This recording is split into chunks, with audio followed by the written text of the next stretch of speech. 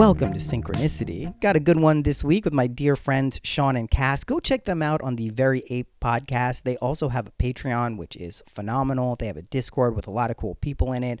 They're some of my best buds. There's nothing really more to say about that. I think you'll enjoy this episode. It's pretty cool. We talk about cannabis, some other stuff. I don't even remember what we spoke about, but it was a fun time.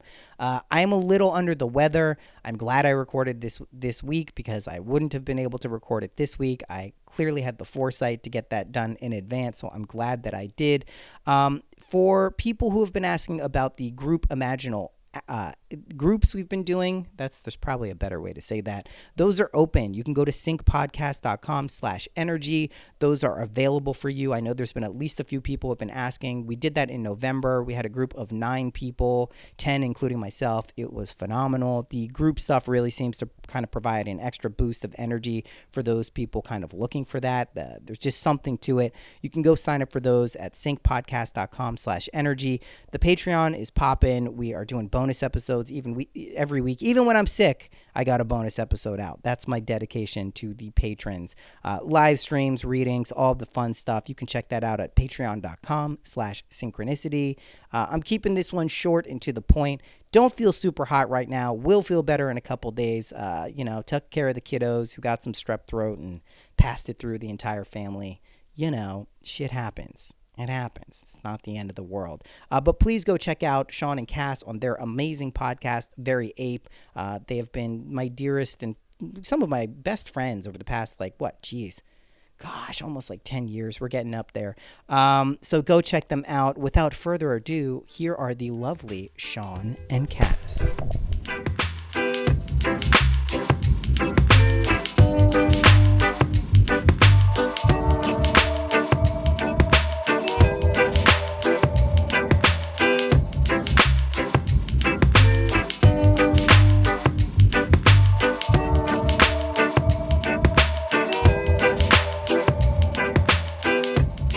That was not a good first clap. No. He's infamous for his really bad first claps. My first claps hurt me. They don't Really? make any sounds. Yeah. You know what? I started recording. That's fine. I don't know if you want to do something or say something. Do you want me to do something No. or say something? I usually do it before. Because I do intro. I want to ask you because I was just thinking in the bathroom, I'm like, Noah might be the only person I know that can go toe to toe with me on weed and hash. And there's other people that can, but they are being affected by it in a way that you're like, dude. Here's the thing. You, though, are like me. It's like I can't tell if you're stoned.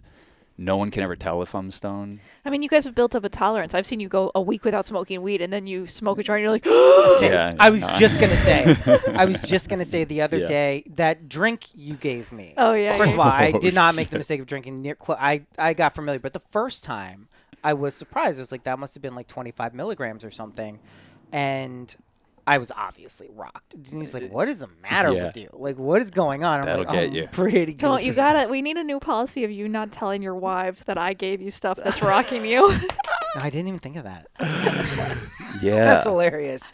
Yeah, no, That's part of our naughty friendship is, certain things need to remain awesome secrets. You guys know this. I have also been the naughty friend, right? You are looked at as the friend who introduces something naughty, or you participate in naughty experiences. And I've been that person, I feel like, for most of my teenage and adult life. Because, we like stuff that is off the beaten path sometimes, or outside the laws of, Most of our friends have a partner that doesn't approve of us or them hanging out with us as much as they do. Yeah, we're friends with this couple, and we're friends with both of them. And we're like, look, guys, this is rare for us. We usually have one of the partners that secretly hangs out with us more. Yeah. We don't know what to do. We don't know how to, does not compute. One of you be mad at us for ruining the other person's life. Well, I think because it's we've always said, people are drugs. We've become psychedelics. People get around us and they start thinking about other possibilities, and they might change them a little bit. And a lot of partners don't like that. They're I got this motherfucker the way I want Locked. them. Yeah, don't start introducing other concepts to their life. Don't start talking about thruples and psychedelics and traveling. I've heard this before. I mean, yeah, I think when you are thinking, it's basically your vibrational frequency, right? When you're at a place where you're kind of doing things that maybe aren't fitting into conventional viewpoints of like what is good and what is bad. That naturally, like what you're saying, being psychedelic, that naturally, I think, is picked up by people subconsciously. Yeah. There can be an ease there. It can be like just like an interesting curiosity thing. It's charisma, whatever you want to call it. But yeah, that can be unsettling to people because it's like, what the fuck is this? I don't know how to process this. When someone says, you know, there's a power dynamic potentially in any situation, like that means they're thinking about power. I don't know when I'm thinking about power dynamics, maybe in like interviews from long ago or like, you know, some important thing, but like in regular life, I don't can't be thinking about power dynamics. Yeah. It's like add that as a layer of things to think about. Fucking forget about it. Yeah. It's wild out there, guys. I mean, it is happening though, so it's like, are you going to look at it or not? And it's also maybe it's like you're in a good position in the power dynamic, then that way you definitely don't look at it. Isn't like the best way to be, and I'm not saying everyone is naturally like this, but just to like be free in conversation and stuff. Like it's so much work to constantly be. I think about this all the time Managing. because to me, it's literally a waste of your time. I saw this probably a TikTok. I don't have TikTok, so they filtered to me in other ways. But What are the other ways? Cash Like- showing you something? No, on no, TikTok? I know you don't. Instagram. maybe, but Just later TikTok. it was right. it was this hospice worker, and she was like, I've worked with so many people and saw them in their final days and final moments, and a lot of times I was the only person there with them. And the biggest two regrets people expressed were, I wish I would have been my authentic self more. Yeah. And the other one is, I wish I would have worked less. Worked less. So we're trying to live by that now, accidentally. But Accidentally, I was gonna say you I'm become doing that. unemployable. You become ungovernable. I was gonna say sometimes when you do that for the person who's on their deathbed thinking that, that's also uncomfortable too. Yeah. It's not like Yeah, all of a sudden, I wish I hospice- would have worked more. And I Yeah. wish I'd been a little less authentic. Those exactly. will be my regrets. Yeah, man. I mean, that makes sense that's what people think about when they're dying, because you get that like summed up linear experience. Yeah. I think about it. You're like, wow, that was it. That's what it was all about. I think it was be closer with your friends and family too. There were like 5 of them. I saw a different person. I saw this thing. It was just like, here's the 2 takeaways I have from my whole time being a hospice worker, and I was like, damn, that's I think fucking the haunting. authentic self is a really powerful one, because you're like, well, how could I be anything but my authentic self? And then it's like, oh, if you're suppressing something you want to be doing or pursuing in life, or a way you want to speak your honest truth, that's like, there's a lot of ways I think I probably have I just have done it, so it's hard for me to look at people who have like, oh, I'm not being authentic to myself, and I'm trying to understand even where that even comes from. Yeah. I can relate to that. I kind of feel like that sometimes. Just in the sense of like potential, like is a weird word, like how you think about what you could do because you kind of know you could do it, but then for some reason, like that's what all like life is, by the way. It's just accepting that this is something you're going to pursue in some fashion, and then to the degree that you pursue that, you get the result. We do that anyway, right? That's the whole imaginal whatever it is we're consenting and dissenting to all of these things all of the time. And I guess like for authenticity, I look like at the subconscious layer as like that's kind of generating stuff. So how can I communicate with that to kind of evoke that? But sometimes it's also like it is just frustrating, and like you kind of have to sit and let stuff come up and allow them to be, because otherwise you take that with you, even if like you do kind of make a change in being more authentic and doing what you're wanting to be doing. But yeah, I mean, authenticity and acceptance, I think, go hand in hand. Yeah. The way you just described it. There's an otherwise, ease, you're yeah. playing a game of whack-a-mole. That's what I was talking and, about. And, Yeah, and things are gonna pop up, and you're like, oh, I don't want to deal with that. I'll suppress it with chemicals or with distractions or whatever. And to me, it's kind of like what you were saying, like about like I'm financially stressed out. It's like it's a block to that feeling of presence and authenticity. So it's like without changing anything but your mind, can you pop out of that? That takes a lot of fucking discipline, man. It does, and practice, and I think that's usually the experience most of us are giving all of the time. And it's like because there's an ease that comes to that authentic self. Yeah.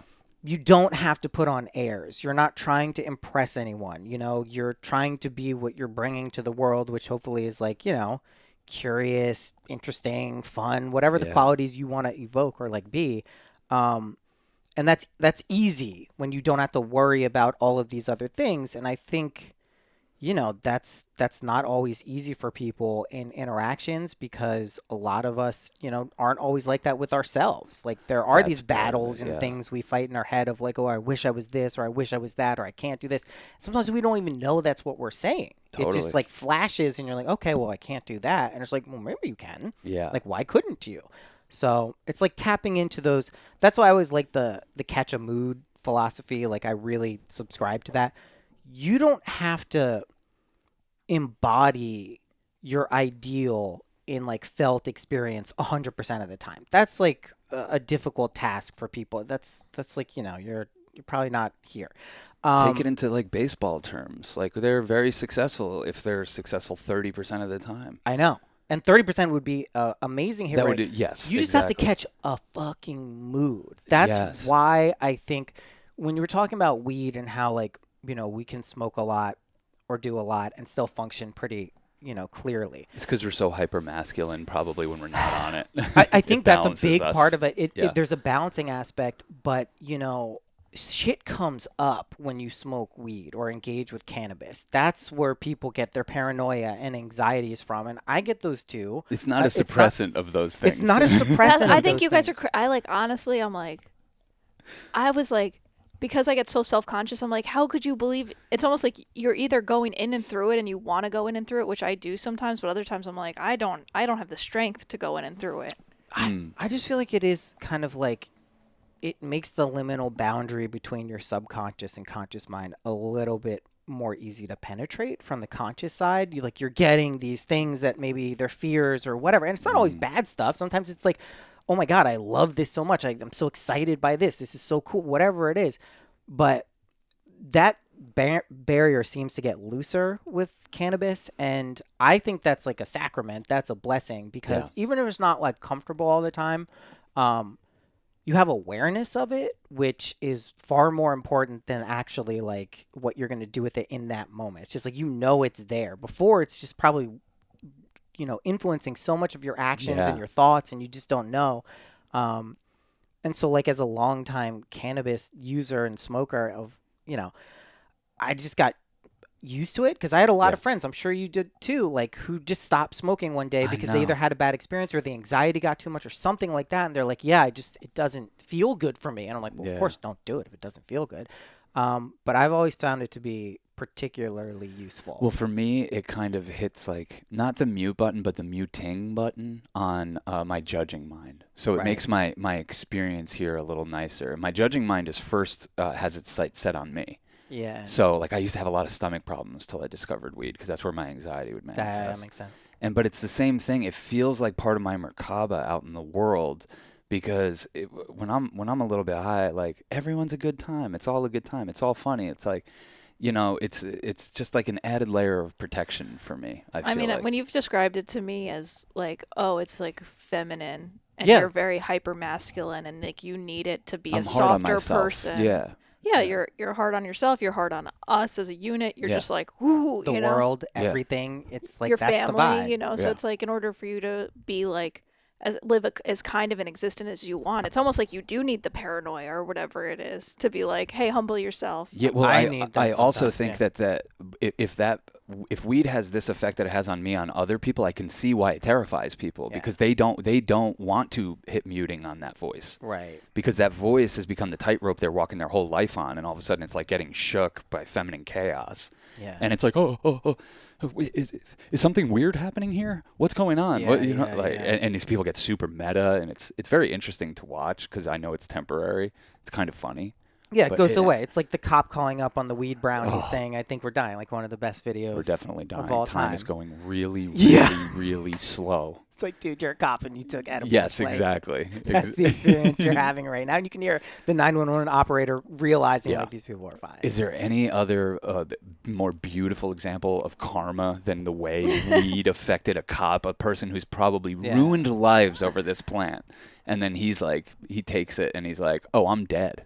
I'm fucked. Yeah, I love it. I really do like weed. I think it's great that it's more readily available, but I will also say the strength of weed today, not like I love it personally, but holy shit, for like a new entry, like I was smoking like swag and dirt weed back in the day, and I was getting rocked by that. So I can only imagine like you step into these, like you're in the deep right away. Yeah, totally, man. Yeah. Weed. I love it. What can you do? Just shout out to weed. Shout out to fucking weed. Cannabis, hash, however you get it. I'm a dab man these days.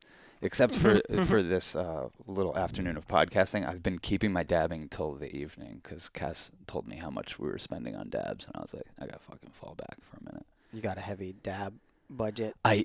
Just because this summer when we were out there making wild magic, running around, it doesn't make me like stony baloney the way Bud does.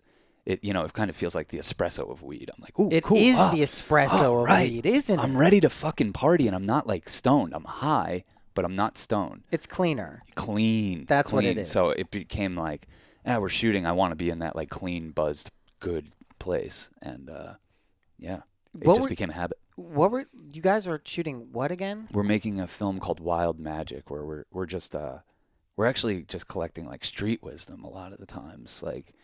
It's kind of like the Grateful Dead song Shakedown Street. It's like, don't tell me this town ain't got no heart. You just got to poke around. Yeah, it's such fertile ground. We'll go into anywhere and just settle for a second. And with the intention of magic, that's what we're looking for. We're looking for wild magic, not some contrived Instagram form of this, not someone with hundreds of thousands of followers, like the magic in everyday interactions. And we go into towns. And we find those people and we have those interactions. So we're just right now accumulating a lot of that. That's awesome. It's like a 1,000-piece puzzle, and it feels like we have like 750 of the pieces right now. I know it's not your thing, but like, do you think you would ever turn that into like a more TikTok-y Instagram format? Because that shit sounds like. Also, you guys qualitatively, like we're all familiar with like those man on the street kind of like interviews, and they're either far too contrived or like just like mechanically formulaic, right? And that's like what we know them to be. But like anyone who's seen your films, anyone who's familiar with any of your work, like there is like a authentic magic that comes through in those films, and I feel like that would be good for people to see on a regular basis. It's just something. So what I've realized since we're in the age of like TikToks and everything being shorter is how many of our films are conducive to that. Yeah. So I just like right now I'm in a process of like going through. We interviewed like 50 people for Florida Man.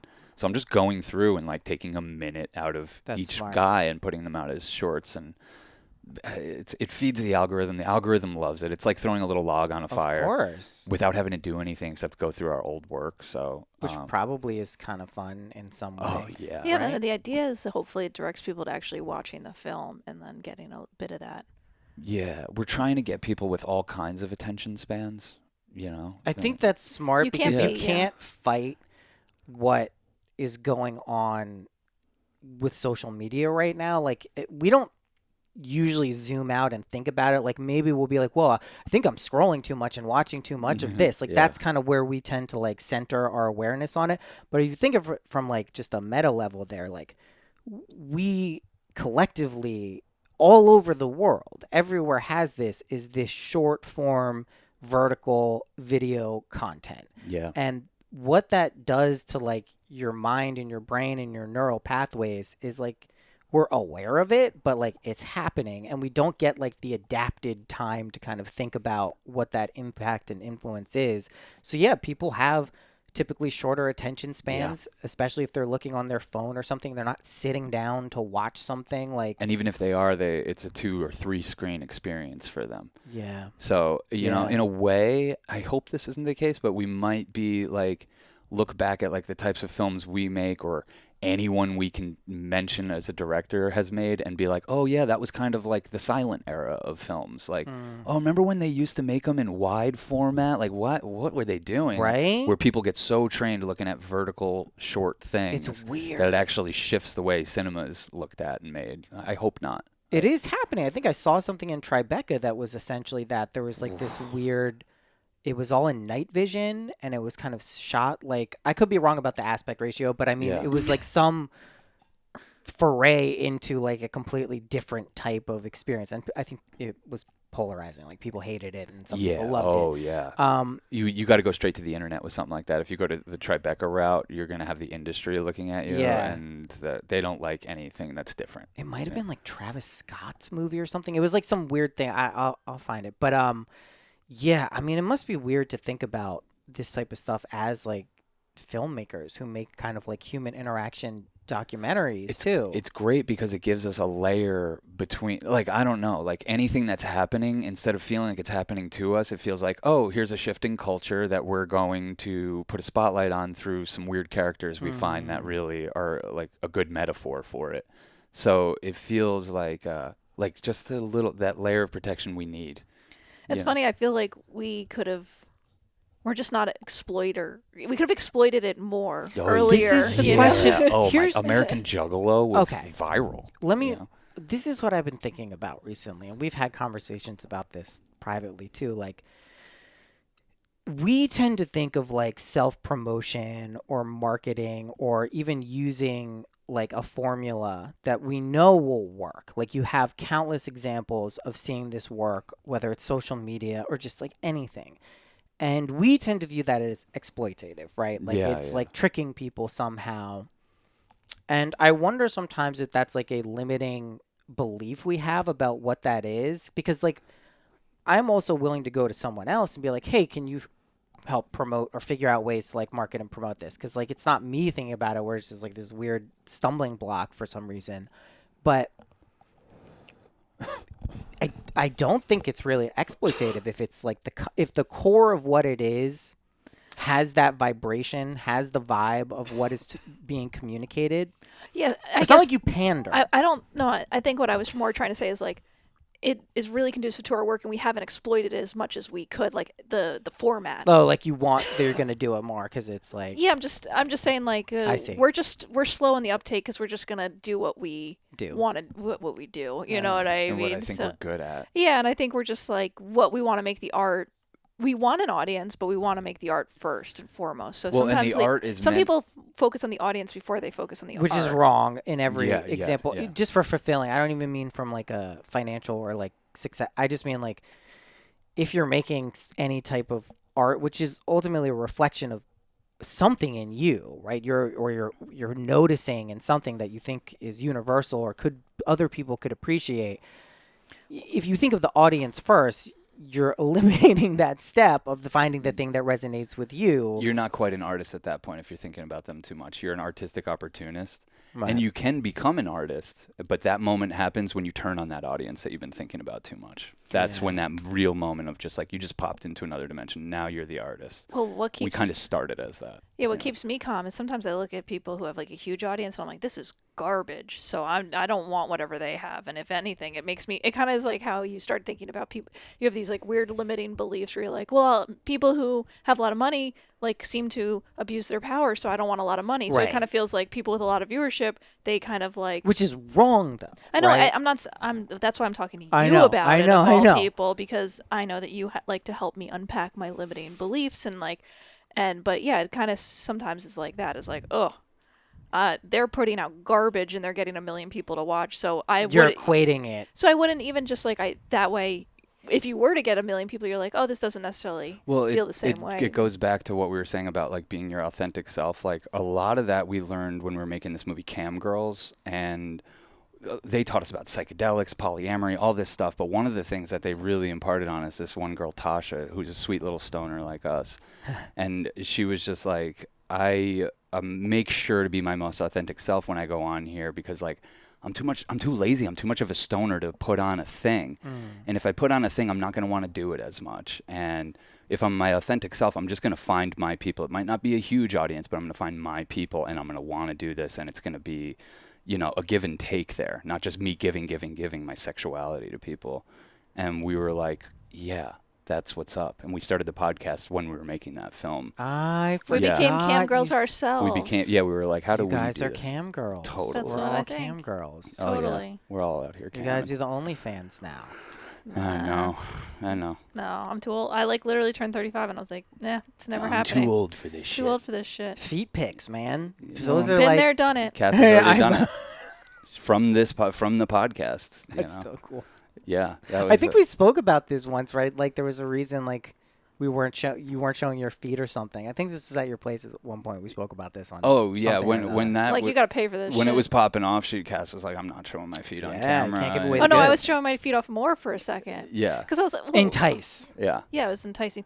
Look, what I said when we talked about it on the podcast the first time, we were like, "Yo, sex work's really hard." Yes. And so it's like, don't go in there naively. And I went in, I knew this, and I still went in, and I was like, well, I'll play around in the territory. And I'm like, I'm not a good businesswoman. Like, I couldn't do it. I just like. But when you are good at it is when you're kind of using it to fuel your sexuality. You're getting off on it a little bit. Right. That's when I see you, where it's working. It's working for your life. It's helping working our for our sex. sex life, but it's not necessarily leading to like.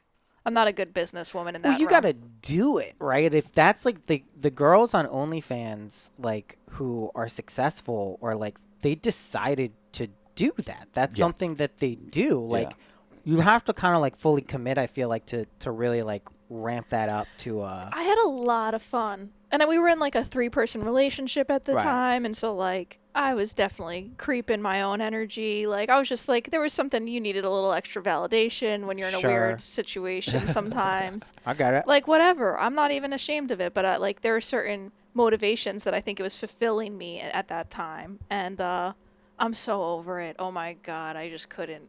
I just don't even. But it did what it needed to do. At the time, it was great. Yeah. Yeah, I went in and through it, and I'm glad that I went in and through it. I think that people should go in and through everything. Yes. I know. Sometimes I think that a little, like I think that too much, because I'm like, well, not what I didn't mean this. Yeah. Yeah. I meant not this specifically. Yeah. Yeah. I mean, it is funny though about the money and the limiting belief thing, because I think we all struggle with this in one way or the other. But like equating rich people who are assholes in the way they use their money, and then saying that's what happens when you get money, or that's what money does to people, it negates all of the people who have money who you don't hear about, who are like really cool with it, and those people obviously exist Those too. stories you hear about, like this crazy frugal janitor that when he died left behind $13 million to send all these kids to college. Yeah. There's people like that are just out there squirreling it away, and they don't really have anyone to leave it to, and they're leaving it to good people, and they're doing good things with it. There's tons of people with money that are doing great things with it.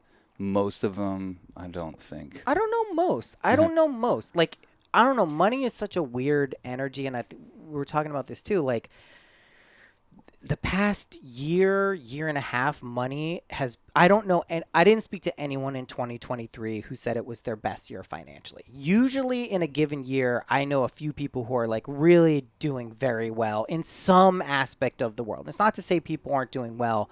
I know people now who are doing well, but it's like, I haven't had those conversations. Most of the conversations have been about like, I don't know, like where the money's gone. Everything is more expensive, it feels like. How did I ever make money before? Yeah, how did I make money before? You ever have that feeling of like, how did I used to do this? Of course Well, I had that or you feeling. ever have that moment where you're like, I have to make X amount of dollars today. And if you were just like, oh, okay, so I need this is my bill, so let me break it down to like by the day. And you're like, oh my, who pays me for shit? How did I ever make that much money? Who would have time for this? Well, also it's like you're like, okay, I need to make, in order for food, shelter, car payment, whatever it is, I need to make $200 today. And if you were like if you were to just be on the street and be like, I have to make $200 today, you understand how people get into very desperate situations. That's like what I like to examine, that feeling you have when you feel like that. And it's one thing to be like intellectually aware of this, like this is what I deal with when I go through these things. I know this to be true, but the way you feel sometimes is so like it's visceral, right? Like you can't escape that I try to look at like how do we modulate those types of feelings? How can we use some directive power of our conscious mind to kind of teach ourselves tricks, or just, whether it's taking in a deep breath to relax your like autonomous system, like whatever it is. But like the feelings are what perpetuate the situations. And it's like, I just know this from personal experience because I've been blessed enough and have had times where I made a lot of money, and it hasn't been isolated times, various points in my life. And the feeling you have then, even before the money is there, is your reactions are not like, oh my God, this is so much. It's just like, I don't know how it's going to happen, but this is going to be paid for. And it's like, to actually live in that is the trick, because that's what actually evokes your circumstance. It's not just for money. It's for anything. This is like relationship stuff. It's super important to kind of try to remember that as much as you can, because when it feels like it's impossible, you can play around with that at least, right? It goes back into the catch and move thing. You just need a glimpse of what it feels like, and then you have access to it at some point. And then you can try to figure out how to weave it into your like natural oscillations, which we all go through. Sometimes you're super flowy and everything is really, any artist knows this too. You sit down to do your thing, whatever it is, and boom, it just comes right out. You're like, how the fuck did I do this so amazing the first time? And sometimes it's like, not that. There's not that at all. It's like a crafted, diligent, disciplined way of getting it to come out. And you kind of have to know which tool to use at various points. And I think that's kind of what I've been learning especially over the past year and a half, because that's definitely like the pattern of my life so far. And you can change patterns of your life, but I notice like I have cycles of my life. I have enough of it, 40 years now, where I can go back and be like, shit, there are some predictable patterns that I seem to be running. And like, do I need to run these? Are they something that's just, in the charts and this is just my natural way of being and I have to learn how to kind of deal with it? Or is it something that I can actually completely... I think you could become less reactionary. I think you need to start thinking of yourself kind of as like a cosmic surfer, and you wade out into the seas of consequence. And like a surfer, like you're going to sit there and learn how to read, like, okay, this is my wave. This is the one I'm going to get on this one. You're not going to judge the 50 that go past you that weren't right for you. So it's like you're out there and you're in the depths of being an adult, and you got to learn like, oh, this is my wave and I'm going to fucking ride it for all it's worth. Yeah. Like, and that's what we do. And it's kind of like the baseball analogy. Yeah. It's kind of like 25%, 30% of the time.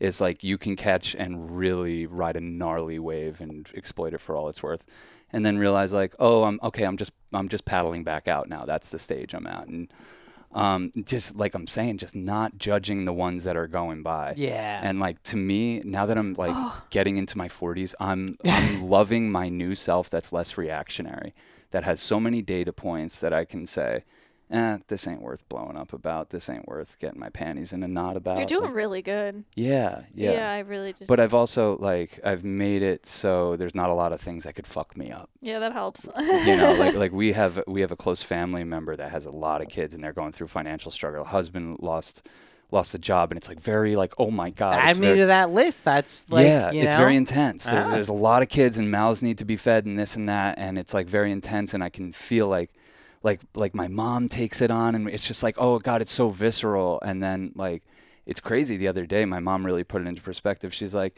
yeah, it's all fun and games, and I know we're all upset, but like, they didn't lose a kid. She's like, I lost a kid. I lost a kid. I'm still doing my thing. I'm okay. She's not saying I'm fine, but she's just like, financial stuff, it's one thing. Everyone kind of goes through their ups and downs. Like, to me, the key for this family is to make sure the kids don't feel that. Exactly. I grew up in a household where every month we heard about, like, we're not going to make the mortgage payment. It was intense. It was so. That's probably why I had stomach problems that I needed to find weed. I had a single mom. Yeah. Just feeling. Did you grow up feeling financial burden at all, like, or feeling like, oh? It changed substantially. My mom eventually founded her own law firm in D.C. like when I was around, probably going into teenage years. Oh, so you guys got new money. She wasn't like ever like a spendthrift, and like we didn't get a lot of new shit, but it stopped going from like turn the heat off to like, And you experienced that like when you were cognizant. Yeah, totally. A shift in like, oh, I know what it feels like. Oh, that was being poor. Yeah. This feels different.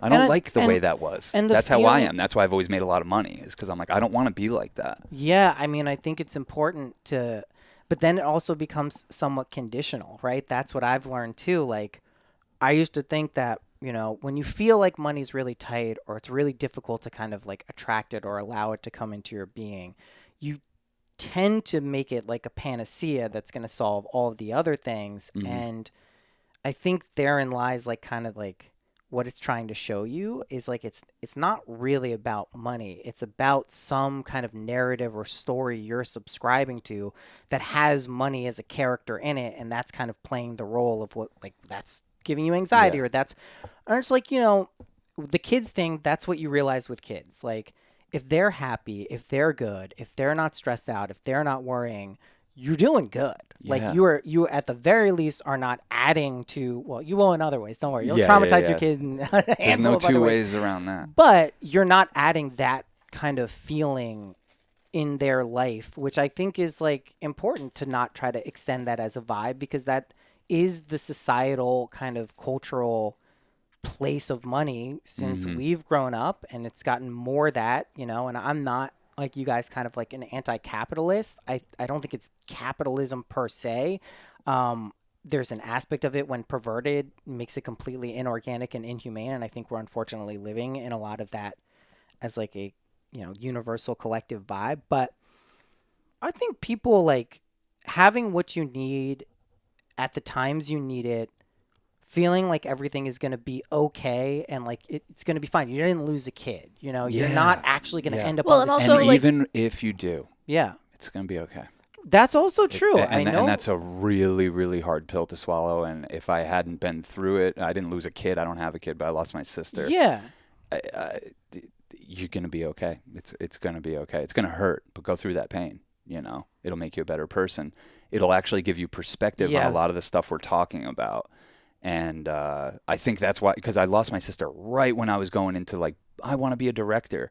And it just gave me everything I needed to do that. Wow, I'll live the life she didn't get to live. I'll get to travel. I'll get to do this and that. And really motivated by those things because I had already made money.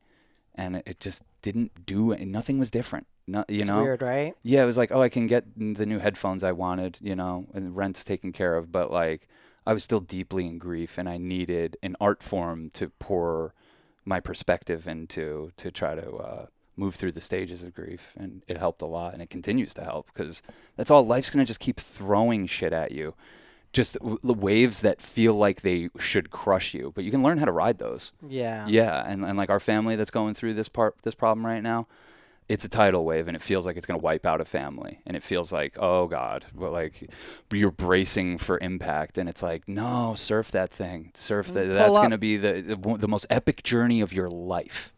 It's true. I mean, hang it's 10. It is. It hang 10. And listen, Cowabunga. Also, you may wipe out sometimes. Yes. Like every surfer who is good has wiped out. And you get how pinned many to times? the fucking bottom of the ocean, and it feels like insurmountable. Yeah, you're getting rocks and sand thrown up your fucking nose, and like, you come out, and you're. I mean, as a kid, I wiped out so many times. Yeah. And like, it's okay to wipe out too. Yes. Like it is. You got up and you went back out there, and you got to experience the ocean, and it's fucking dope place. Well, and that's the part of the problem with being in a culture that's so averse to pain is like we're not really coming out of the shell, you know? It's like we're being infantilized by our culture, and there's something to deal with every form of pain instead of just like going in and through it. And we talk about shortcut culture all the time, and I feel like that's the best way to describe as a whole what we're in America right now. Everyone's looking for a shortcut to spirituality, to financial success, to love.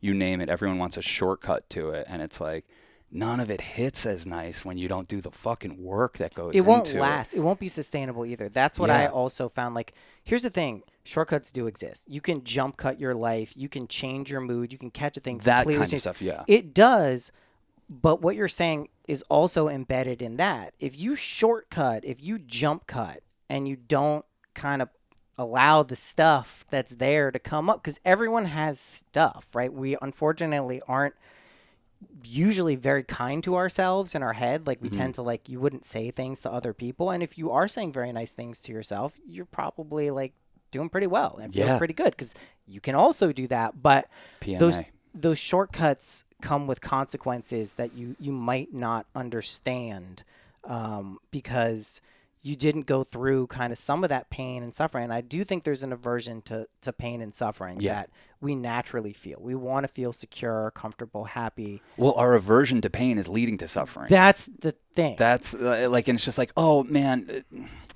there's something so much deeper here, and it doesn't have to become suffering and ultimate suffering. It can just be a painful thing that we have to take a deep look at as a culture and like move through these things in a more healthy way. But we're doing the whack-a-mole thing, and like we were saying before, it's kind of more fun to get into the bird's eye view of it and not feel in the culture war, in the fray of having to argue about everything and stand up for this and that. And it's just, that's why I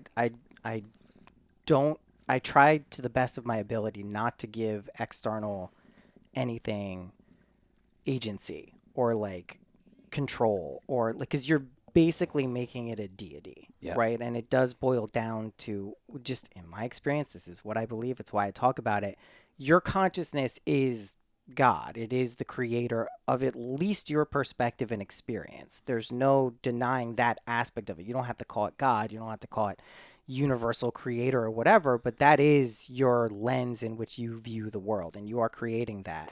It's how do you use that? How does that become a tool that allows you to kind of move through these dualistic experiences, which we know are good and bad? That's a world where we live.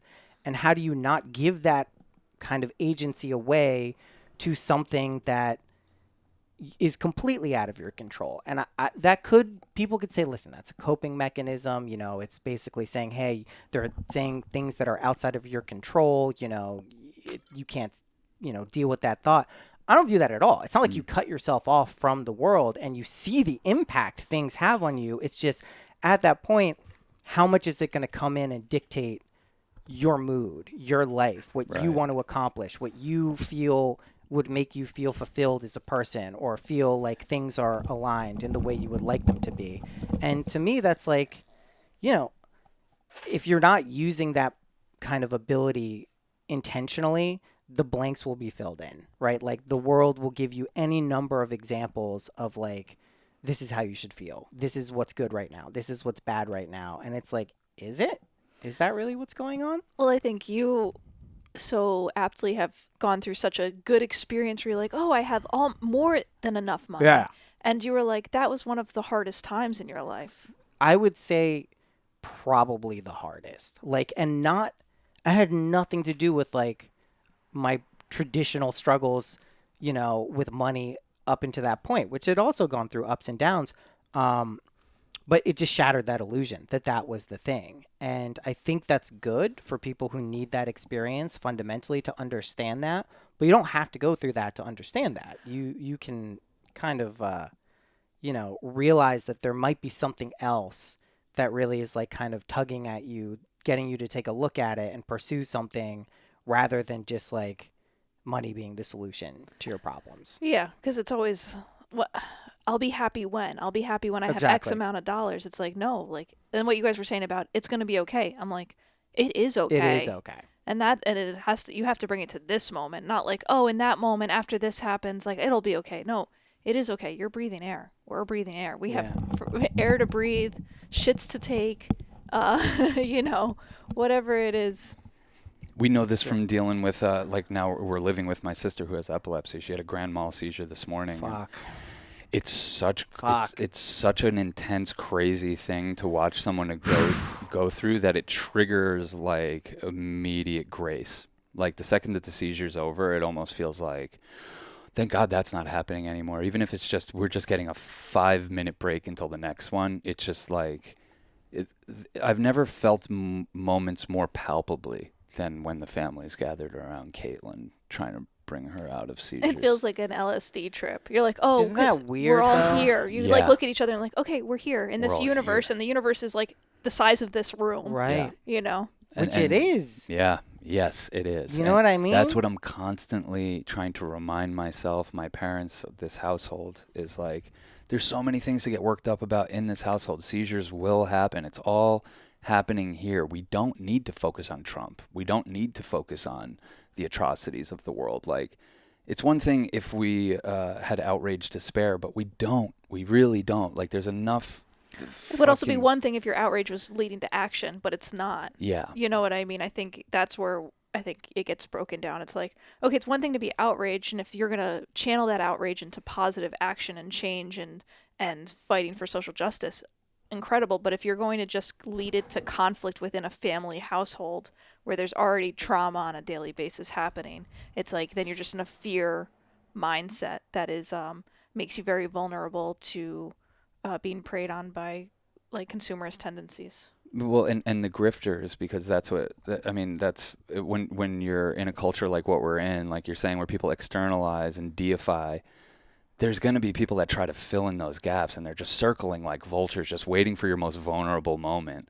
And they get so many people. And it's really just about siphoning joy and time and money from everyday people and their lives. So like we try to stand in opposition to that, and like where I see it, that's what elicits my outrage. Not whatever the news is saying Trump did, but that the news is fucking saying, is even talking about this, and then advertising, by the way, if you're depressed, you can take this thing, which might make you suicidal. Yeah, and if you're suicidal, you can take this thing. And if you're obese, you could take this thing, which might make you depressed. That is the weirdest thing. And that's who's sponsoring our news media. And it's no wonder that the news media isn't just reporting news. It's trying to make you feel a certain way. So you take these pills. So why do you think, if you presume that it's a choice, we incarnated in the middle of this particular vibe and situation, which we can all look at and say, well, that's something that's definitely happening. Nothing you just said isn't happening. Yeah. That's why would we do that? Personally, I think for Cass and I, because I'm the only people we know that well, is I think we've been through a lot in our past lives, and we're chill people, and we came for a chill go around and to show other people that the chill remains. Which, in the face of it all, So your past life was like when you were 22 too. You know what I mean? For me, my past lives were in this For life, sure. and I just try to send chill back to that boy who was like scared shitless by the chaos unfolding. So, yeah, I feel like that's at least right now what we're representing and trying to represent, and kind of why we're here in this time and place. And it's also like you can reincarnate. If you're having past lives in this life, you can also reincarnate into a new life, Yeah. when you desire, or when you are forced to, or when something pushes you there, or whatever it is. And, sometimes we get pushed off the cliff. Like I think of the fool in the tarot. Yeah. That dude is on the precipice. He's either going to jump and know that he's jumping in, trust falling into the void, and who knows, or something's going to come along and push him. And, that's just a different type of experience that's probably a little bit more scary if you didn't make the choice yourself. And I do feel like a lot of us, even though it feels like the world is so chaotic, and, the media that we get inundated with and the way we consume it now, and now that it's on our phones and on our person all the time, is like objectively like a very gnarly and difficult time to like be conscious and sentient. Yeah.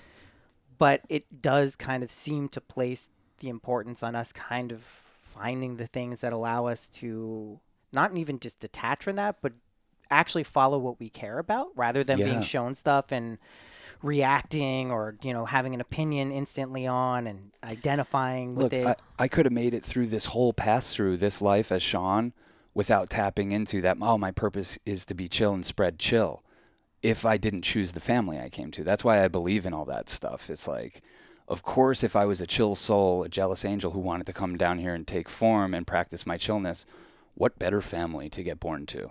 A neurotic, a drug addict with a epileptic seizure and sibling disorder. death. Sibling death. You signed up for that package. Yeah, just like where it's just like going to be decidedly not chill for so long that maybe you might not even, but that's where it all came out. And that's where I'm like, that's where I found my home, is just having a rich inner life that eventually through films and podcasts and stuff we could kind of get out there a little bit. But I think that's why I chose this family. I think that's why things happen.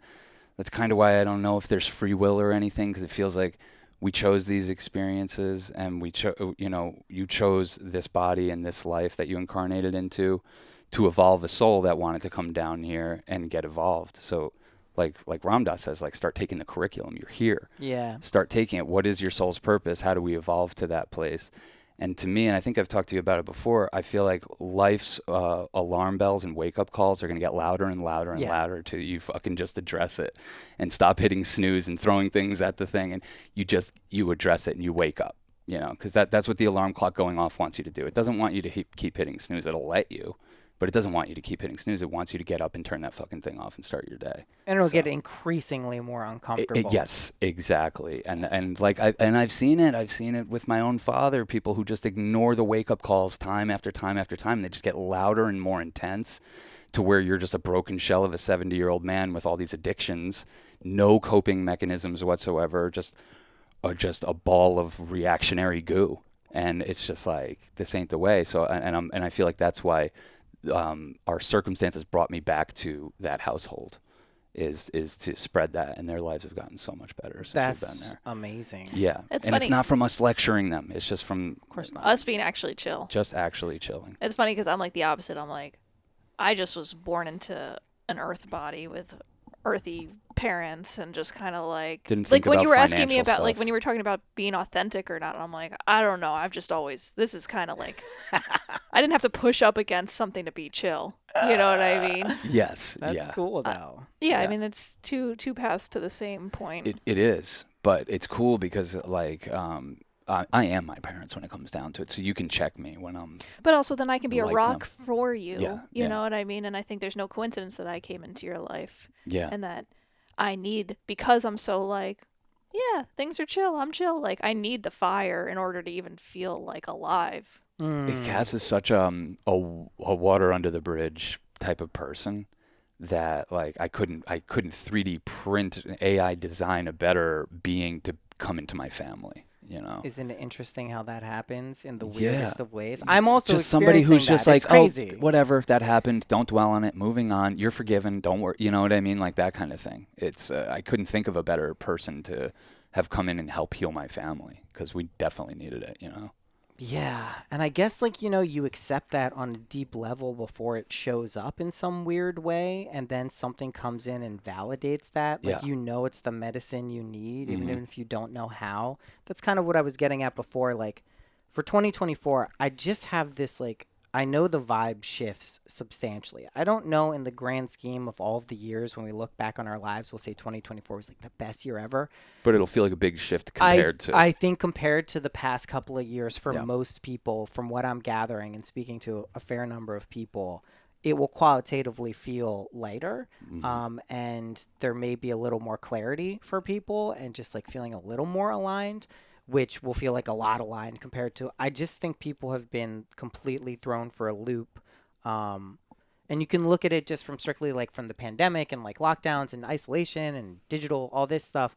But I just think collectively, like energetically, it's such a transitional period, how like consciousness is shifting Yeah. at such a rapid rate now because of the interconnectedness of Yeah, everything. people are waking up so fast. Yeah, it's waking up, but it's falling asleep. It's Oh, also yeah. getting sidetracked. It's, any number of things now can completely, grab your attention, which is like unprecedented. You had to like go out and pursue things pre-internet. Like Yeah. if you were interested, you went to the library or something to check out a book on that thing. Like it's just different now, and it's a lot of different people way are of yeah. confused. Yeah, a lot of people can get information really fast, but then also they're very vulnerable to getting misinformation very fast. And the line between those two things is sometimes purely subjective, Yes, unfortunately. yeah, Like, totally. you know what I mean? Like, that's the weird thing about just, I mean, it's going to get more blurred, right? Like, we see with the AI and the generative stuff, like, they're going to be fake copies of people all over the place in a few years. Like, that is man. 100% what's going to happen. And, like, it's like, what Yeah. the fuck do you do then? Well, I think, I don't know, but I feel like we're all here to serve humanity. And we just have to figure out what our flavor of it is. Maybe even not humanity, Earth, the universe. Serve a harmonious universe. And sometimes you can get into a shame loop of like, shit, they're doing so good by informing people. Maybe, why should I be an informer? I'm not as good Right, about them. I'm not as good of for harmony because I'm not being an informant. It's like, no, that's their role. Like, someone is really good at disseminating information, getting people excited. And that, just because that's not your role doesn't mean that you can't be, you know, serving a more harmonious universe where there's more peace and love and everything. And it's just like kind of listening to yourself and your authentic self to figure out what your flavor of that is and own it. And at least I feel that's how I feel good, like serving Sean's family, just. And I feel like that's what's at the heart of a lot of the confusion, at least amongst our community. Even like yourself, stuff you were saying, conversations we're having, this like confusion about like, what should I do? Yeah. Type of thing. Like, yeah, I do think it comes from the waking up, because there is a moment after everyone wakes up where you're kind of groggy and confused. Yeah. So, what I do as soon as I wake up is meditate, and I'm not as groggy and confused afterwards. And my life or my day starts to just take on a certain inertia and purpose, and it's almost like I don't have to think about it or decide what to do once I get up and I meditate. I just think collectively maybe if anything, by the data points I've collected, a lot of people are confused, and I would just love to think that it's just like that morning grogginess. We just woke up. It's called hypnagogic state. Yes. No, that's the hypnagogic is going to sleep. Hypnopompic is when you wake up. I like that name. Yeah, I mean, what was occurring to me when you said that is whether you call it meditation or not, but setting your intentions and checking in with yourself before you get out of bed or like start your day is probably a very smart thing to do. Well, it seemed weird when we learned meditation that you would meditate as soon as you wake up. We do TM, and I'm like, why? But then I realized how important that is, because sets your day. Well, and not only that, like, because I always think of meditation, if you really want to just break it down, it's like mental digestion. It's just like you could just sit there and not even have a practice, just sit there with your thoughts and you're meditating. You're just digesting the stuff. And I could see why you'd want to do that 8 hours into your day, like we do. But as soon as you get up, it's important, because you just went through a crazy second life in your dreams, and like your consciousness is really trying to process that stuff in some way. And there's a terrorist attack in my dreams last night. Jesus it was so Christ, wild. mate. My son was being held hostage.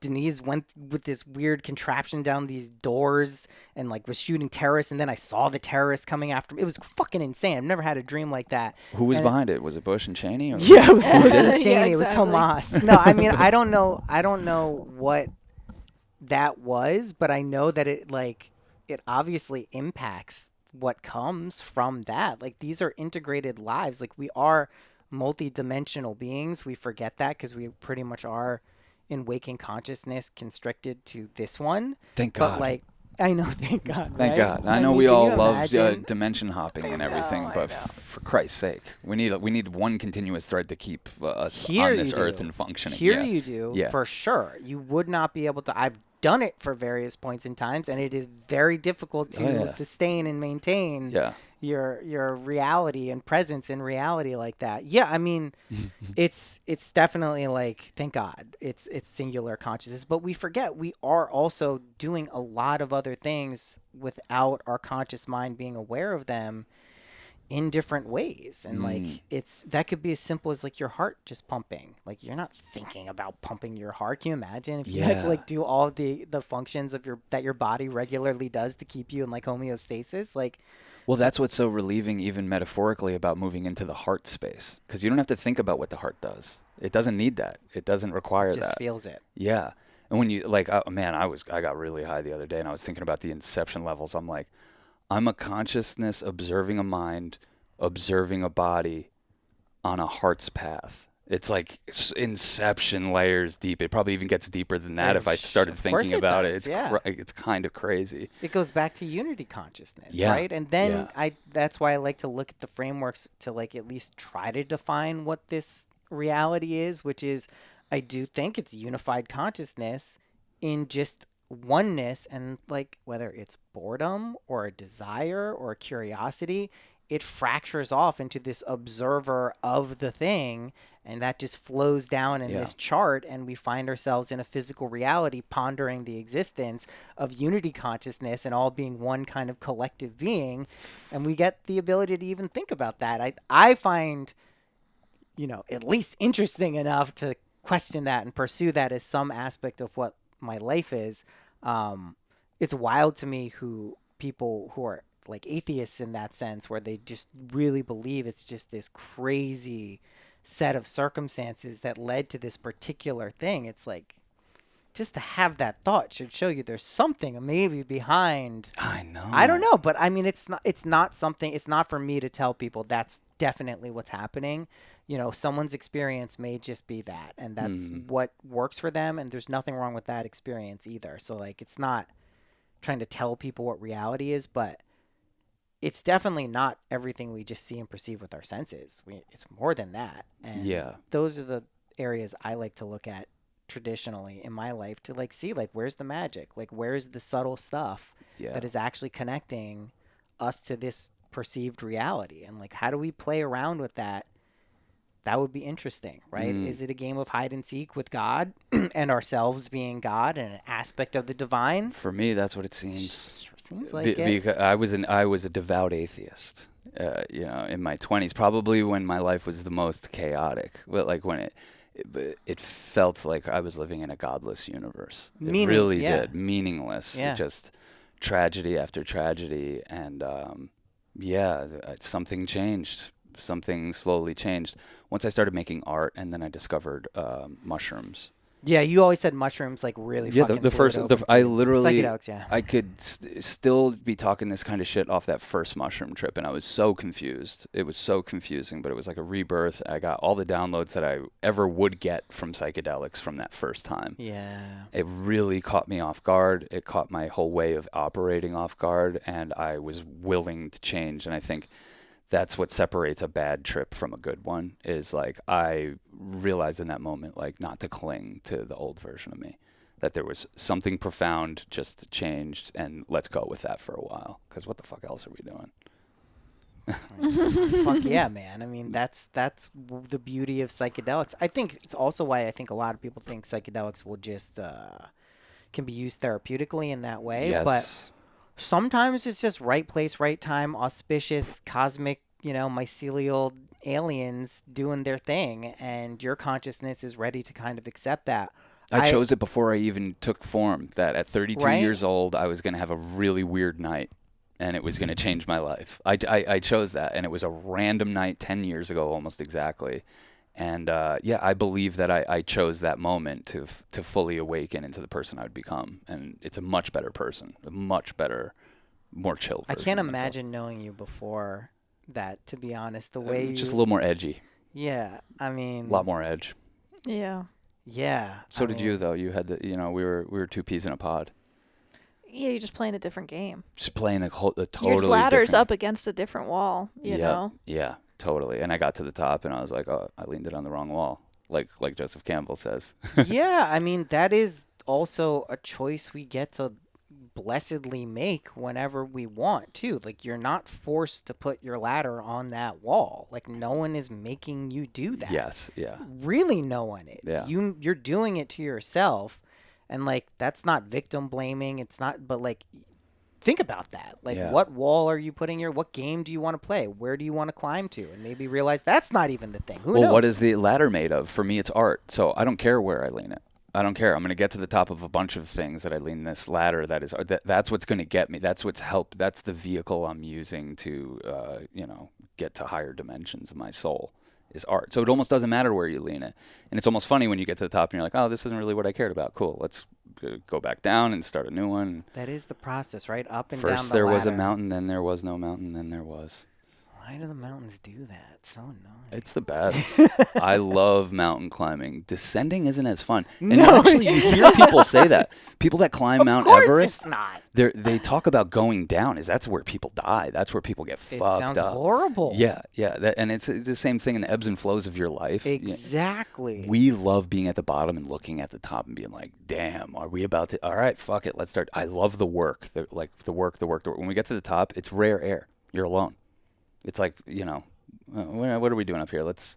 And life will take you back down. It's you so have to go back interesting, down. That's right? tough. That's the tough. Back down. I mean, Ram Dass spoke about that when he was first discovering LSD. He was like, they were doing it not too far from here constantly. Millbrook. Yeah, Millbrook. And he was just like, when do you not come back down? Like, that's what I don't want, the come back down. And, he went to India, met Maharaji, all of these stories and everything you hear from there. And then, what he primarily spoke about is it's not really your job to worry about how not to come back down. It is to aspire to be in the place where you're there, and that's what it is, and you've reached it. And it's the Neem Karoli Baba thing he said about LSD. I remember too.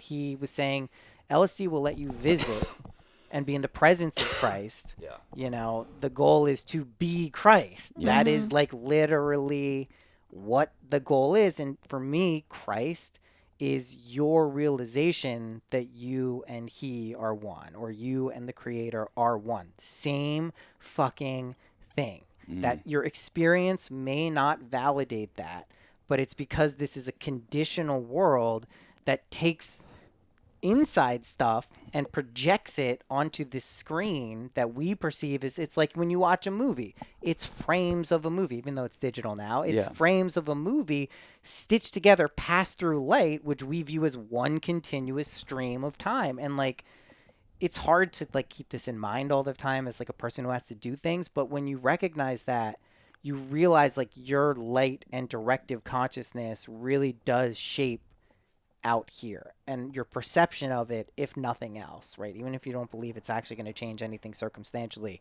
your perception of it will change. And when your perception of something changes, usually there's some qualitative, substantial change in your life experience. Well, I mean, this is what people talk about when you surrender to Jesus and surrender to Christ. Yeah. And it sounds, it's not religious. That isn't religious. Well, it's weird because like most people, when they hear that, like they think of Christ as a man. Yeah, they think that's of not him what as we're like talking the about. dude, and like that's I think it's equally wrong to look at the Bible and say these people made this shit up. These people were lunatics. Like, how could you believe someone would do that? That's equally as wrong as just fully believing that this is something that like God literally wrote down. Instead of looking at it as like psychological states that everyone goes through, and all of these narratives and psalms, and they're perfect allegories for states of consciousness we go through as people, that while they have names and they're going through stories, and that goes for every mystical and religious text that exists, there's a reason these things also still exist too. All the forms of consciousness are there in these characters, and the perfect one is Jesus. It's just the awareness. In the Christian, In the Christian, and you would say in the Buddha too. Like these figures, these mystical, archetypal figures had a realization that let them kind of integrate the feeling of being their consciousness, projecting this experience and figuring out in whatever way. Jesus resonates with a lot of people because it's unconditional love. And a lot of people who, through meditation, psychedelics, inner work, therapy, whatever it is. Giving birth, watching someone die, all of these experiences tend to evoke that feeling as the underlying basis, a compassion, unconditional love. And if that's the supportive kind of mechanism of this reality creation, Jesus would be a perfect embodiment of that type of energy, which I also think is just like more like fun to like think of the biblical figures like that. Like it makes it more understandable. Also, like you don't get fixated on these weird, like, how is that possible? Meaningless. Water in the wine. Like, what are you talking about? Oh, that's the kind of shit that used to trip me up when I was a kid. That's why it led to atheism. Catholicism leads to atheism if you're paying attention. Yeah, I've noticed most Catholics have that relationship with God. Yeah, and you shed the religion, but you somehow don't shed all the shame and blame cycles that go on with it, and all the feeling you need to confess and all that fucking nonsense. But it made me who I am. Perfect religion for a young boy like me. Perfect. Led me perfectly onto the path I'm on right now, which I'm really enjoying. I wonder like if religion, if that was an intention or just a misinterpretation at some point, because it doesn't have to be this evil malice, like let's use it as a cudgel against the unwitting masses. It could have just been someone like, oh, that's a dude, These Yeah. are people? Okay, let's teach it as though they're people. You said don't do this. Yeah. Don't do that. Like, and Yeah. it's like, I don't know. You don't know how that actually Well, originates in people's it minds. feels like probably the power corrupted. It's like, okay, only these people could read the Bible, and then It they happened, for just sure. It interpret naturally it happens. differently, so they could make sure they get more money in the whatever. I don't know. You think it was like someone or a group of people recognized that you could use this as a tool, one of the best tools for manipulation and I mean, it clearly turned into that. I'm not denying that. I think people don't even know what they're doing when they're manipulating. Like it's just it's kind of human nature to serve your own interests. And I think we get confused about what our own interests are because we have a very individual view of our own interest. And if you I think what's beautiful about psychedelics is it expands who you think you are to like, so you're like, oh, you're not as, I'm not saying that if you take psychedelics, you won't be as egotistical and self-centered. That's obviously... That myth has been dispelled That myth has by been many, dispelled. many / all people. Yeah, yeah, by yeah, all yeah. people, myself included. Everyone. Yeah. But I think at your highest ideal, you realize, oh, there is something to feeling good, but what actually makes me feel good is that when other people around me also feel good. Love thyself as thy love thy neighbor, right? I mean, that's golden rule. That's like the only rule I have for any manifestation is golden rule. So like, don't manifest situations that you wouldn't, for someone, because you can use all of these things to bless other people. That's what Jesus was doing all the time anyway. That psychological state blesses everything around it and performs miracles. So if you're in that state, just make sure when you're doing that, you would be okay if someone did that for you. And you might be and you might not be. And it might be a wonderful, amazing, beautiful thing, but maybe you wanted to do it yourself. Maybe you didn't want it done. And that's just something you have to think about, I feel like, when you play around with this shit. Can't you just slap at the end of everything for the highest good of all? Right? I know. Just like the hack, the I know, it's true. No right? souls were harmed in the making Exactly. of this life. Perfect. Nailed it. Protected against all potential tricks and situations, reverse jinx.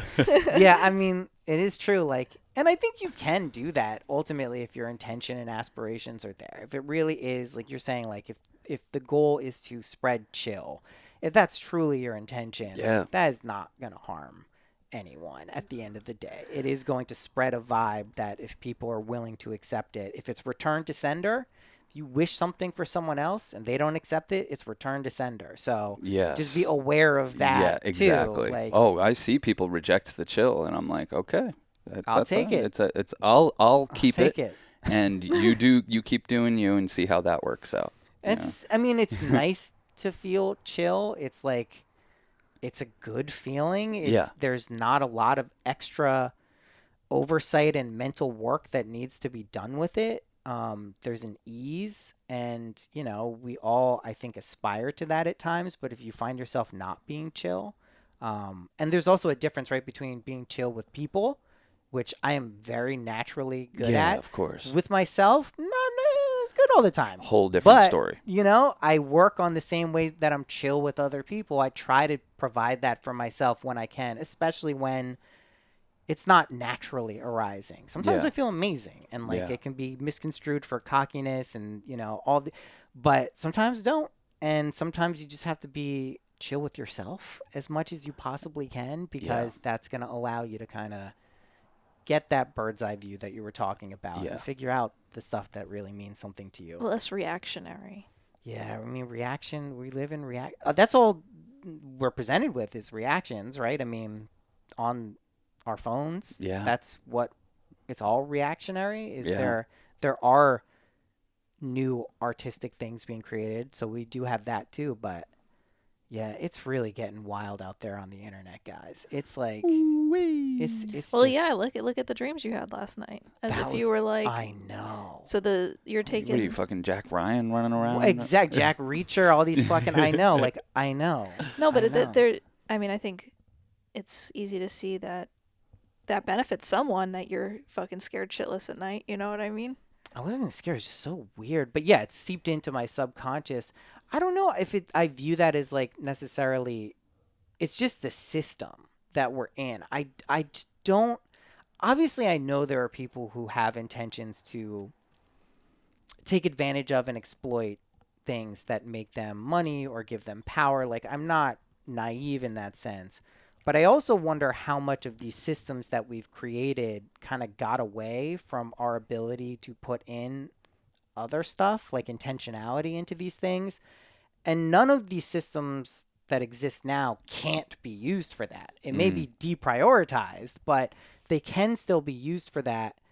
And I wonder if that evolves like over the next however many years, because I don't think this, I don't know. I just don't necessarily believe in like the dystopian future where this type of rampant, intrusive media and like consumerism, like it's like you guys know I'm a Dolphins fan. Amazon did a Black Friday thing with the Jets. It was the most perverse capitalist, hyper-capitalist thing I have ever seen. I'm a Dolphins fan. All I care about is the football game. Every 2 seconds, there's some integrated promo deal with a QR code all over the screen selling you Nintendo Switch, all of these things. And I'm like, Jesus. Like, and gamble on the game while you're at it. No, the gambling shit is Wait till Amazon gets in that game. Everyone. I mean, ESPN is. Everyone is. I know. Yeah. How do you maintain that level of journalistic integrity if you have a sports book?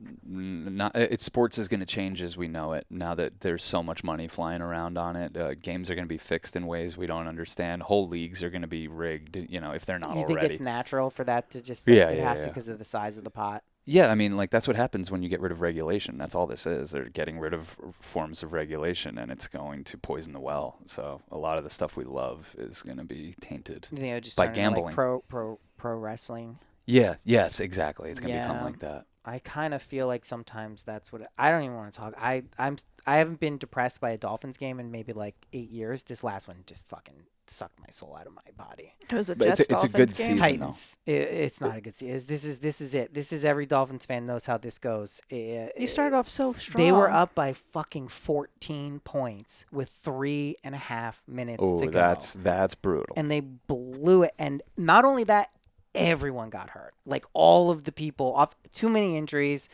It wounds me to my soul. And I thought I was past. I'm constantly reminding myself that whenever I think I've passed some like threshold of like non-reactivity, I'm like, no, I literally couldn't. Like, what is it? Thursday? That game is so brutal. Like, honestly, after watching Swamp Kings, I was like, The Untold Story on Netflix.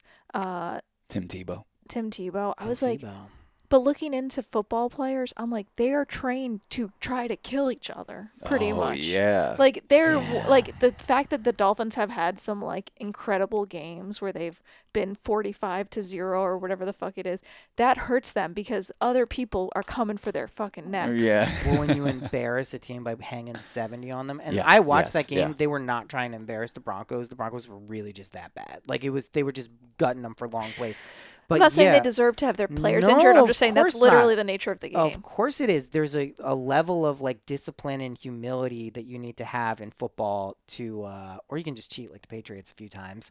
But I love the sport for a lot of reasons, but damn, man, it's still the Dolphins are here to test your perfect faith. It's the same thing with the Mets with us. It's like it's so hard. I don't remember when I chose the Mets, but it was like they were imparted on me. But they're a huge part of my personality and the way I go through life. If I was a Yankees fan, I would be a different person. I know this. I already know. I would have grown up thinking championships are like a thing. And they're not. They're not. They're hard to come by. They're really hard to come by. You would have been cocky with a couple DUIs under your belt. Yes, exactly. I would be cocky with a couple DUIs under my belt if I was a Yankee fan. A Mets fan will keep it makes you into a meditator. It makes you into a spiritual being. It makes you There is a dharma to rooting for a shitty sports franchise. Yeah, and everything, all the allure around the Mets, the miracle Mets, the magic of the Mets, because weird stuff, a lot of weird stuff has happened, and they're very good at catching the miraculous wave and riding it. But that's about all I have to look forward to. They're not a well-organized organization. Maybe they're getting it together now, but like there's nothing you can really like be like, no, we're going to be okay, except a miracle will come, and the Mets are really good at riding those. So that's it's made me who I am. And I feel like the Dolphins do that for you. Yeah, except they don't get those miracles. They just keep crushing my soul since I've been alive. Yeah, exactly. But then they'll show you what life's all about, and like they'll show you who you are when you think you're doing great too. Remember your personality at the beginning of the season? Come on. That's the High on the problem. hog. This is the problem. This is what You I'm can't be trying. going around like that. This is what I'm trying to escape from, and I just keep falling into the same fucking. I really think when things are great, they're great forever. Yeah, And yeah. I don't know how many times I've been specifically tricked by the Dolphins, but like luckily not that many because they've been pretty shitty most of the time. But this man, I was so fucking sure. It's the Talking top of the Super mountain Bowl. syndrome. Like when you get up there, you realize like I can't live like this forever. I can't be like this. The air is too thin. It's too cold. I'm too exposed up here, and I'd rather be on some form of the mountain than on the top of the mountain. Not to say I don't want the Mets to win the World I Series. just want to be on that mountain at least once. Yeah. In my life. It'll happen. I know it'll happen. It might I happen wouldn't this do year. it. I don't know. I think the It could. 49ers are going to win the Super Bowl. That's my they're prediction. too hurt. That's a very good prediction. It's a very. I know nothing about football. The Cowboys are really good too. We'll see. I believe he's doing this thing where he just calls baby names before the kid's born and stuff. So I know how I can tap into things, but I can't think about it for too long. Did I just have to did say we it. ever tell you about? God, we did this thing where we would. I'd look at. I don't know if he's remote viewing through my eyes or something, but I'd look at the score of like recent games and be like, "All right, Sean, who won X versus X?" Royals versus Astros. I'm like 10-3 Astros. No, you're doing the scores. Yeah. Yeah. And Cass is like, yeah. Not only who won, but the score. Sometimes he'd be off by like 1 point or something, but he always had it right on who won, and then And the margin of victory. and the margin. And of you're victory. not a sports gambler. No, it was but I think it's like anyone can do that. It's but after the fact too. It has to for this in this situation it was always after the fact, but like I was like 100 for 100. Like I was batting 1,000 on That's this. insane. It was crazy, but it was games that already had happened, and Cass was looking at. So it might be a remote viewing thing. I don't know what it is, but I know that if I thought about it for a second, it fucked up the whole thing. He'd just have to. If I was like, wait, who was the home team? Who was pitching for the Astros? Like, if I started getting into any kind of sports knowledge, it actually distracted me from what the actual outcome was. I got really mad at when Ohtani was looking like he might be going to the Toronto Blue Jays. He was not. Okay, I know. For a second, it was looking like he was going to the Blue Jays. But for a second, they were trying to make it seem like I said, that. Cass, if you would have put $100 on that, you would have $22,000 right And I always started to get like, Sean, we should be sports gambling. What the fuck are we doing? We can have 20. And he's like, yeah, but if you voted, if you put $100 on them being on the Dodgers, you would get nothing. I'm like, You but just get 100. But I'm like, look, we just lost 22,000 because it looks like they're going to the Blue Jays. And then of course he goes to the Dodgers. I'm like, actually, you know what? I don't need a sports bet. So my sports gambling hack is I put in $100 at the beginning of the football season, and that's it. Like whatever happens. Dolphins to win the Super Bowl? No, I don't bet it on one thing. I just bet the games and parlays and stuff. And if I that's a can good manage idea. that, because it's like $100. I'll So pay are you $100 up or for the down? season. Because so at some point you get I don't know down. what. I'm probably at like But at some- 22. Oh yeah, you get up, you get down, And but it's sometimes fun. do you ever get down so much that it's like I'd have to put more money in? I haven't, but if I did, I don't think I would, This is how because they it get proves people. to me. That's how it that's why I only put in an amount that if I want to gamble and see if I'm good at it. Yeah. I'm not. I've never really been good at sports gambling. I lost like 3 Bitcoin way back in the day. Sports prop betting the Super Bowl. Yeah. Like What is that, like $25,000 now? Oh man, no, it's like 130 grand. Oh shit. Yeah. I mean, but the chances of me. I holding will on to say in 2014, I said it's not technically a penny stock or whatever, but I was like, Bitcoin, that's the penny thing that I would invest in. And our friend took us through like how to buy it, and I was just like, I don't understand this. That's one thing that crypto taught me that I think is actually applicable in all aspects of life is if you're willing to go the step farther where that voice comes in and says, I don't want to do this, this is too complicated.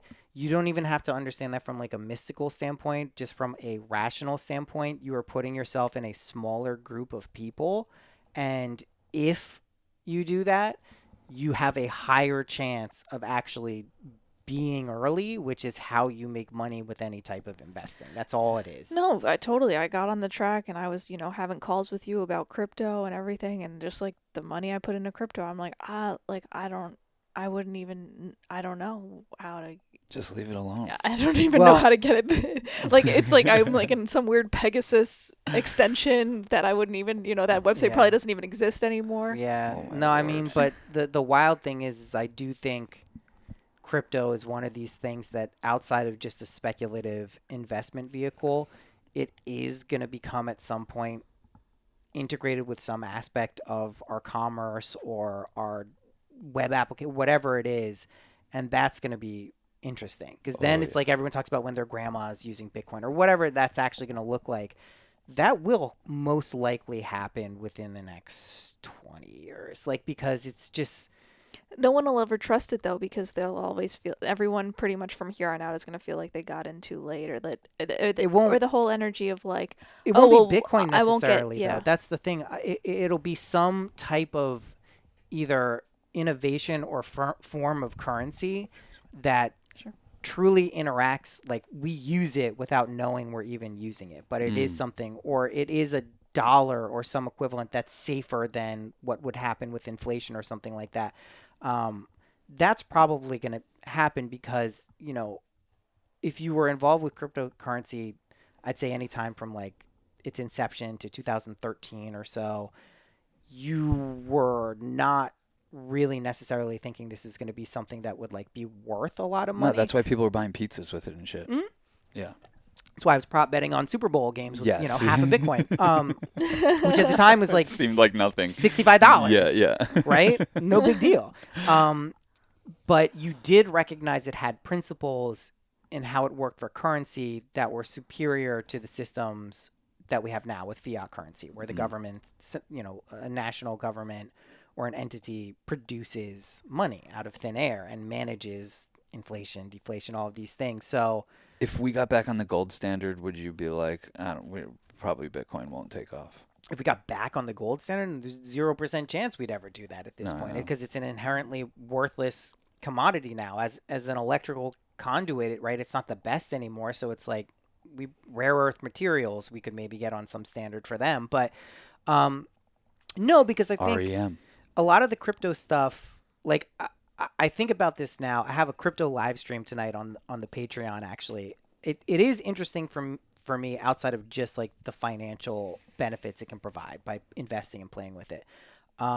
It is a more fair way, if implemented correctly and managed correctly, you at least know what you're getting into. It's mathematically programmed, not just as currency, just as a medium of exchange for anything. That is better than someone or someone's deciding how this thing is going to work, especially when it comes to money, which determines people's survival at times and their quality of life. So I think that type of ethos, which is why Bitcoin was created, right? It was kind of this, altruistic intention to kind of get off a corrupted system. And I think that that'll probably happen to some degree going forward.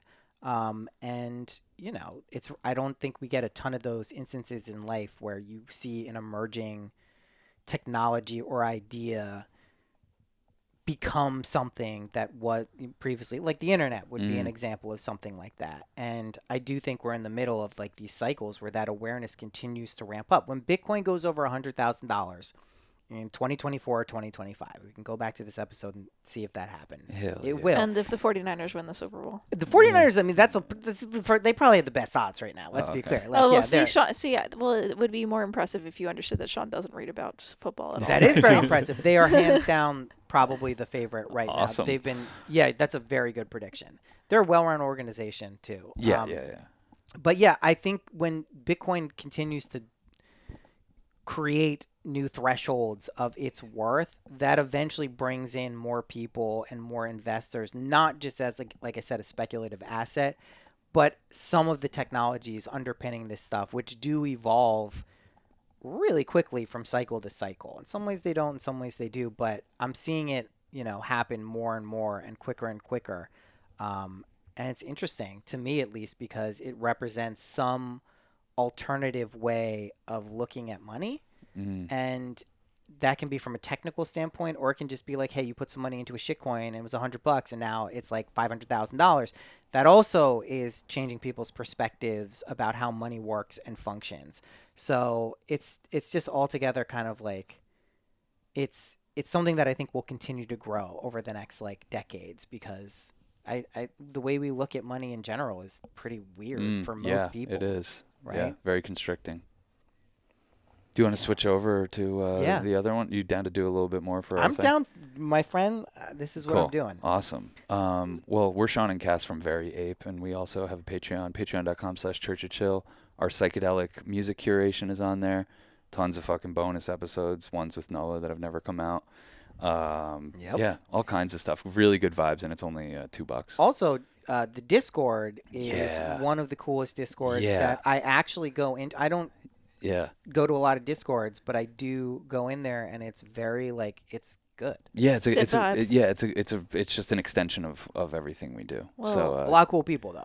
A lot of cool people. Yeah, totally. So come join the party for sure. Thanks for having us. Yeah, thanks. I feel like you basically ran my show for this, but it's like I never know who's. I didn't know until like halfway through when we were No, like, Noah did good. He did good. I feel like this was his podcast. But if you like these kind of conversations, this is all we do. So Yeah, if that's this why it's hard to appealed tell. you- Yeah, if there is synergy between Yeah. these two forms of media. Yeah, Yeah. for sure. Awesome. Cool. Thanks. awesome.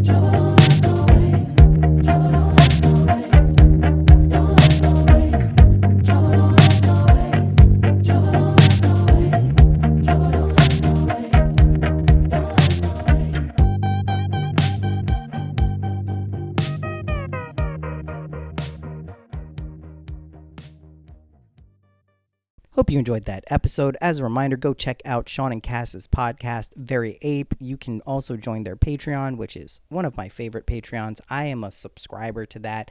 It's one of the best. Their Discord is phenomenal. Their bonus episodes, known as the Church of Chill, are also incredible. They're just good vibes, as you could tell from this episode. They're just cool people.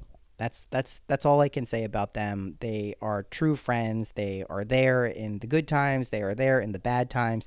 And that's really all you can ask for with friends, right? Go check out my Patreon if you are interested in bonus episodes, live streams, readings weekly. We do fun stuff over there. We kind of get it done. And for those interested, crypto is kind of popping off. The Discord has been ramping up. You can join that by joining the Patreon. And there's also the Conscious Crypto course, which is, I believe, an 8 or 9 module course that I put together over the summer. If you're looking to get a step ahead on the crypto bull market, which is very likely to happen in 2024, that's a great place to start. You can find all the information for that in the show notes of this episode. And also, if you go to Instagram, you can find that in the link in my bio. All right, guys, until next week, love you. Bye-bye.